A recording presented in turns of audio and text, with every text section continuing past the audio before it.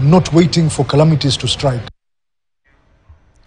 Akina mama ambao ni wafanyabiashara katika soko la Kimana, Kajiado Kusini, wana jambo la kufurahia kufuatia hatua ya ujenzi ambao utaanza hivi karibuni. Akina mama hao wameelezea hali duni ya soko ambalo kutokana na hali ya kuchakaa wamekuwa wakihangaika, lakini sasa ni afueni kwao kwa sababu soko jipya litakalojengwa litawafaidi pakubwa. Soko hilo lina wafanyikazi 3,000 na ujenzi unatarajiwa kutumia kima cha shilingi milioni 325 kwa mujibu wa mbunge wa eneo hilo Samuel Parashina. Amewataka wanasiasa kutoingiza siasa kwenye swala ama kwenye ujenzi wa soko hilo.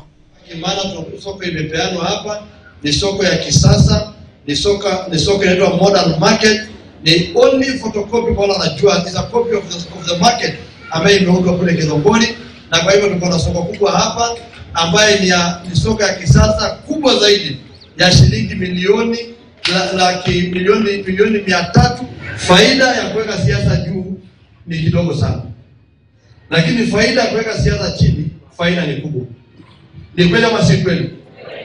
Na ndio maana shukuru ikikuja mkutano kama leo tumeanza Rombo, tulikuwa na angaile mseweni. Nafurahia sana kwa sababu MP wetu Pash jana alikuwa hapa na akatufanyia mkutano mkubwa na wakatupromise kwamba ataenda kutujengea soko kubwa sana ambayo itakuwa soko ya kimataifa.